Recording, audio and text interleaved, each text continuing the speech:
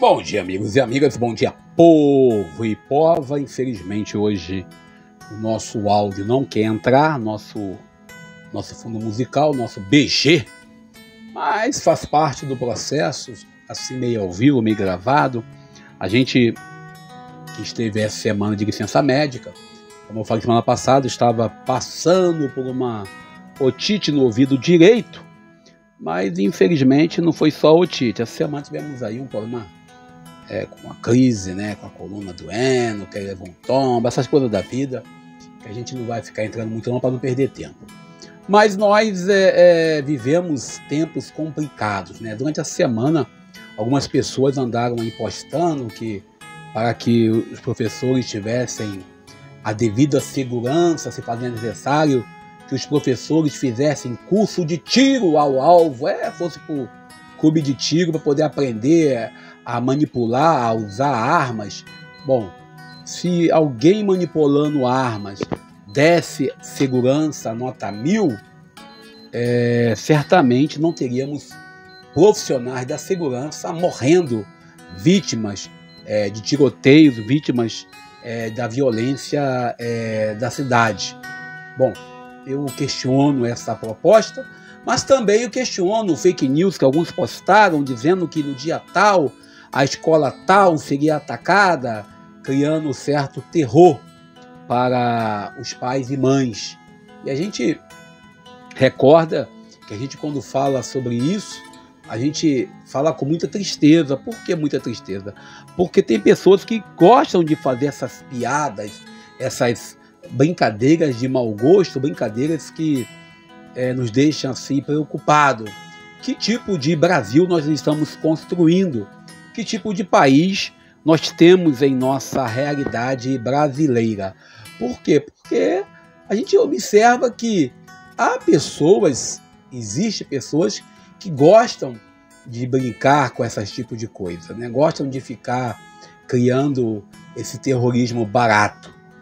E a gente, quando fala em colocar policiais nas escolas públicas, bom, a escola não tem professor, a escola não tem merenda, a escola às vezes não tem atendimento com profissionais nas referidas áreas, né, como professores de história, de geografia, de biologia, de inglês, e agora vai ter que ter lá um policial.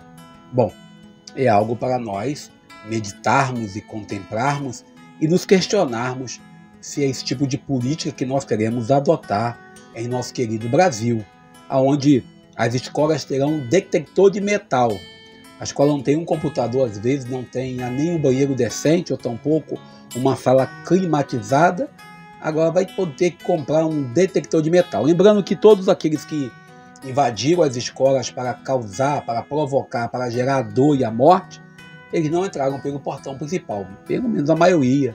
E quando entraram já atirando. Então, essa peça não vai ajudar muito a gente a combater esse tipo de situação. Bom, mas coisas que nós temos no Brasil de hoje. Sem contar que nós costumamos culpar o país, culpar a internet, achar um culpado para justificar essa política hipócrita e suja de muitos e muitas que fazem desse momento um palanque para poder expor suas ideias frias, radicais, rasteiras e, desculpe pela palavra, podres também. Mas isso é uma frase minha. Bom, vamos para a liturgia de hoje, já que hoje eu estou um pouco corrido. Vamos meditar sobre a liturgia do segundo domingo da Páscoa, domingo da Misericórdia.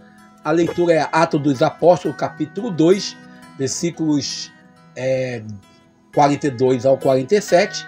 Salmo 117, que tem um refrão: dai graça ao Senhor, porque Ele é bom, porque eterna é a sua misericórdia. Segunda leitura, 1 Pedro, capítulo 1, versículo 3 ao 9. Capítulo 1, versículo 3 ao 9.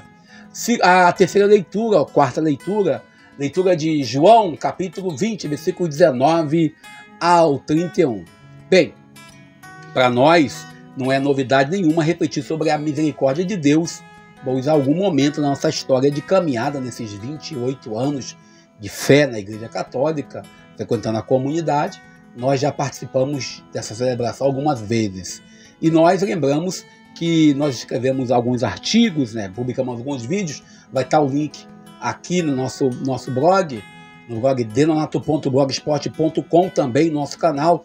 Vamos colocar aí embaixo aí. Lembrando a todos e a todas, agradecemos aí já de antemão todos os novos inscritos em nosso canal. Essa semana um pouco doentado, nós não conseguimos postar muita coisa. Se Deus quiser, semana vamos postar aí no caminho da tradução, alguma tradução que já me pediram.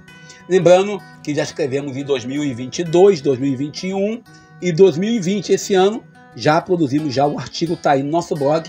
Entra lá e curte com a gente, blog denonato.blogspot.com. Um outro olhar sobre o texto de João, capítulo 20, versículos 19 ao 31. Segundo domingo de Páscoa, o domingo da misericórdia. E podemos ainda conferir no blog aqui também o nosso vídeo. Então você que dá o like aí, dá o comentário, não deixe de fazer o comentário. Se concorda com a minha posição, dá o like. Se não concorda, dá o dislike. O importante é você participar. Lembrando que a festa da misericórdia foi instituída pelo Papa São João Paulo II, e a palavra misericórdia é a soma de duas palavras latinas: miserere, ter compaixão, e cordis, coração. Em si, é ter a capacidade de sentir aquilo que o outro sente. Como diria o bispo Luciano Bergamin, bispo emérito de Nova Iguaçu, bispo emérito Dom Luciano, dizia o seguinte: é calçar o sapato do outro. E aqui ainda citando a minha amiga, grande professora Quininha, que dizia lá da paróquia lá da Diocese de Volta Redonda e Barra do Piraí, ela diz que nós aplicar a misericórdia é não ter moralismo hipócrita. Alguns falam, vamos ser misericordiosos, mas bem que hipocrisia. A liturgia de hoje também nos chama para sermos pessoas novas, nascidas da experiência da cruz no mistério da ressurreição. E aqui temos uma comunidade fechada por medo. Mesmo com o testemunho da comunidade, de Pedro e João, e das mulheres no domingo anterior. Muitas das vezes costumamos crer no mistério de Deus. Muitas das vezes a entrada de Jesus e pedir algo para comer, para provar que tinha ressuscitado plenamente. E aqui recordamos que o domingo passado, quando Maria Madalena quis tocá-lo, ele pediu para não tocá-lo. Ele não permitiu. Mas diante do povo fechado em seu medo, ele permite o contato maior e celebra a misericórdia de Deus. E faz com eles a comunhão, tomando com eles uma refeição. Aqueles que sofrem todo tipo de preconceito, devemos olhar para isso. Olhamos com muitas falas que o fulano tem que se converter, que ele precisa mudar de vida e etc. Essa fala certamente deve ser aplicada em nossos corações para nós mesmos nesse domingo de misericórdia. E aqui vale a pena perguntar o quanto estamos dispostos a mudar o nosso olhar em relação ao outro, pois aqueles que pensam diferente, por motivos religiosos, políticos ou qualquer outra situação, logo botamos os rótulos e deixamos naquele canto, naquela prateleira. O texto desse domingo pode ser dividido em duas partes. A primeira parte, João capítulo 20, versículos 19 ao 23. A segunda parte, João capítulo 20, versículos 24 ao 31. No capítulo 20, versículo 19 a 23, Jesus aparece para o colegiado apostólico e comunica a paz. E aqui se destaca o sopro do Espírito Santo e o envio missionário da comunidade. Alguns fundamentalistas citam que nesse momento é a criação do sacramento da confissão, sendo que Jesus sopra sobre a comunidade composta por homens e mulheres. Pois Jesus rompeu essa ideia do discipulado ser vivido apenas pelo homem, pelo varão. Jesus é o centro da nossa fé, que traz o shalom de Deus, que a paz, não a paz do mundo imposta pelas armas e o terror dos poderes humanos, que impedem o convívio da vida comunitária, experimentando uma realidade do amor que ajuda a aplicar em nossas comunidades a misericórdia do cotidiano.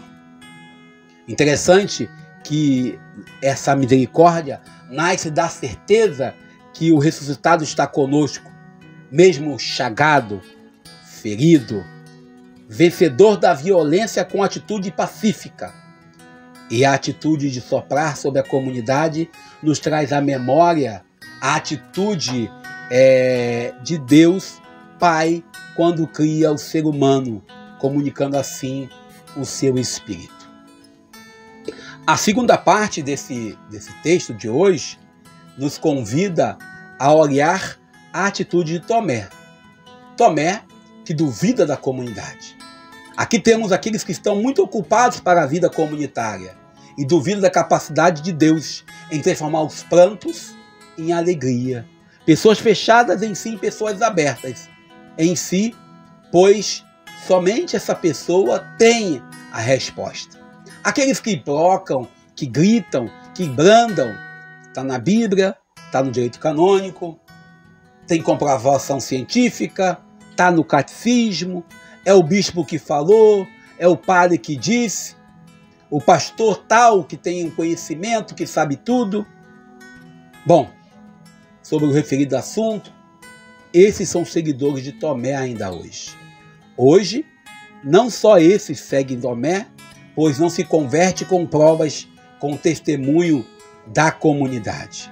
Não se converte com testemunho daqueles que estão vivendo plenamente a vida da comunidade. Necessitam do empirismo, precisam tocar nas chagas, se recusando a ouvir o testemunho daqueles que convivem e conviveram com o ressuscitado.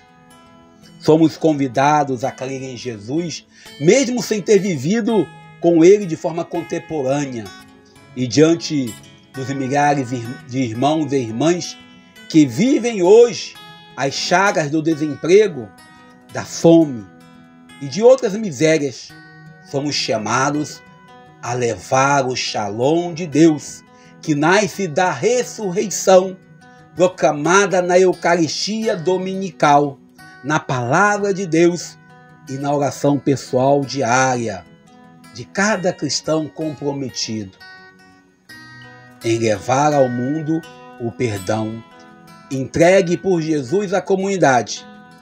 Esse é o maior sentido da festa da misericórdia. Precisamos ser para o outro aquilo que Deus é para conosco. Jesus repreende Tomé por duvidar da comunidade e por querer ter a razão sobre a lógica de Deus. A lógica de Deus que não se aplica no contexto da realidade científica, mas, após a experiência do ressuscitado, Tomé traz para a comunidade uma das maiores profissões de fé, quando ele grita: meu Senhor e meu Deus.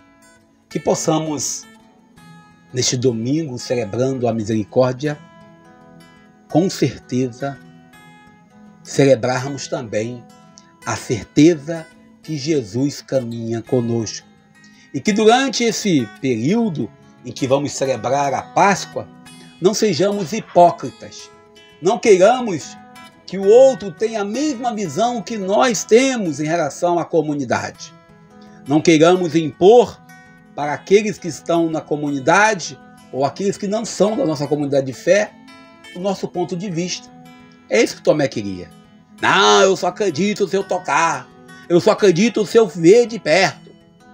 Não podemos impor para os demais irmãos de nossa fé a nossa espiritualidade, o nosso jeito de viver a fé.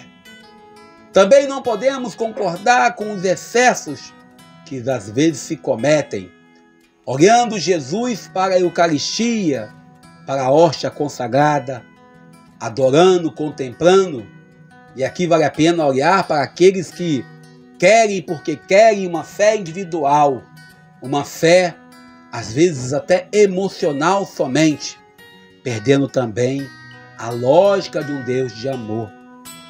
O Evangelho de hoje nos convida a estar na comunidade e, junto com a comunidade, abraçarmos o envio missionário dado por Jesus, levando a graça do perdão, não da condenação. Jesus, quando fala os pecados que serão perdoados, serão perdoados, e os que não perdoarem serão retidos. Muitos de nós, às vezes, fizemos bem no contexto da maldição e esquecemos de proclamar a graça, a vida, a bênção. E ficamos presos, às vezes, em nossas comunidades pelo momento fechado nele mesmo. Ficamos, às vezes, preocupados na experiência de uma igreja vivida numa fé individual. Esquecemos que toda a experiência de fé é feita como um povo de Deus organizado na vida comunitária. O Evangelho de hoje ainda nos questiona sobre até que ponto, de fato, nós estamos vivendo a fé no ressuscitado. Até que ponto, de fato, estamos vivendo um evangelho autêntico. Não o evangelho da base do toma lá, dá cá. Não na teologia da prosperidade que eu falei semana passada, pois precisa haver o milagre para acreditar. Jesus, no evangelho de hoje, ele diz: bendito é aqueles que não verão e acreditarão. Muitas das vezes, algumas pessoas só seguem Deus se Deus der para eles o retorno daquilo que eles querem receber como prêmio. Seja lá uma promessa feita que tem que ser cumprida, seja lá uma proposta aonde faz com Deus, querendo que Deus seja seu empregado e obedeça a sua lógica. Tomé representa todo cristão que exige de Deus uma prova que ele é Deus. Representa todos os cristãos que duvidam da comunidade reunida. Representa todos os cristãos que acreditam somente quando obedecem ou quando obtêm alguma vantagem daquilo que vive e do Evangelho. A boa nova de hoje, eu já vou parar por aqui hoje, nos convida a olhar para a realidade do mundo e nos perguntarmos se de fato somos promotores, somos cristãos portadores da paz ou somos apenas aqueles e aquelas que fazem da igreja um palco, um espaço para show, um clube social. Se de fato vivemos essa unidade plena diante das capas, diante dos solidéus, diante dos barretes, das mitras, das estolas com fios de ouro, diante das capas mais bonitas e etc. e tal, o que nós devemos nos questionar é até que ponto nós estamos vivendo plenamente nesta unidade da comunidade envolvida que recebe o Espírito Santo e é convidada a levar essa paz Shalom para todos. Até que ponto nós estamos apenas na igreja por modismo. Por isso Tomé é convidado a tocar. E somos convidados a tocar nas chagas dos excluídos, dos abandonados, daqueles que estão na Cracolândia, daqueles que estão no desemprego, daqueles que estão nos ambientes mais complicados das suas escolhas, às vezes não muito legais. O Evangelho de hoje nos convida a viver plenamente o Shalom. Não por causa do modismo do Shalom, mas por causa do ressuscitado. Bom, paro por aqui. Agradeço a vocês pela presença, pelo carinho. Lembrando a você para deixar seu like, seu comentário. Obrigado aos novos inscritos aí pela participação no canal. Entre no nosso blog, vai lá, comente também. Compartilhe com esse vídeo com alguém que você ama. Compartilha também com aquele que você não ama. E se Deus quiser, faremos juntos essa semana voltando a trabalhar. Se Deus quiser, na segunda-feira no plantão. Com a saúde já refeita um pouco melhor. E celebrando a graça do dia de hoje. Pedindo a Deus que tenha misericórdia de nós, nos ajude a caminhar na unidade. Shalom do ressuscitado. Shalom para todos. Bom dia. Eu sou Daniel Nonato.